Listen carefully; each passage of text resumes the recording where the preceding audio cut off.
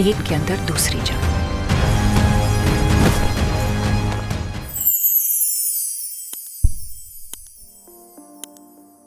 মুক্তির পর থেকেই দুর্বার গতিতে ছুটছে কালকি 2898 এডি।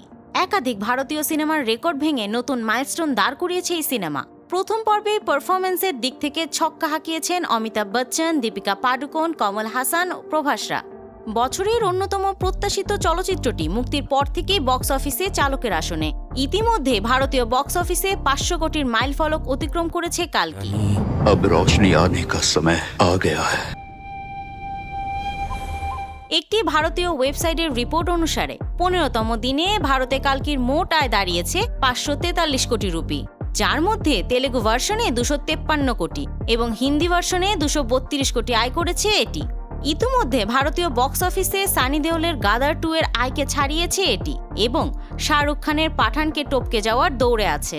ভারতীয় চলচ্চিত্রে সর্বোচ্চ আয়ের তালিকায় পাঠান 543 কোটি ও গাদার 2 525 কোটি আয় করে জায়গা করে নিয়েছে গত বছর মুক্তির পরেই। কালকি গাদার 2কে টপকে গেছে। এখন সামনে শাহরুখ খানের পাঠান ও জওয়ান। ইতিমধ্যেই শাহরুখের পাঠানের সমান পর্যায়ে এসে পৌঁছে গেছে প্রভাসের কালকি। বাণিজ্য বিশ্লেষকদের মতে পাঠানকে টপকে শীঘ্রই জওয়ানের ঘাড়ে নিঃশ্বাস ফেলতে যাচ্ছে প্রভাসের কালকি। তবে শুধু বক্স অফিসই নয়, দর্শকের কাছ থেকেও দারুণ প্রশংসা পাচ্ছে নাগ অশ্বিনের সিনেমাটি। সমালোচকরাও দিচ্ছেন বাহবা।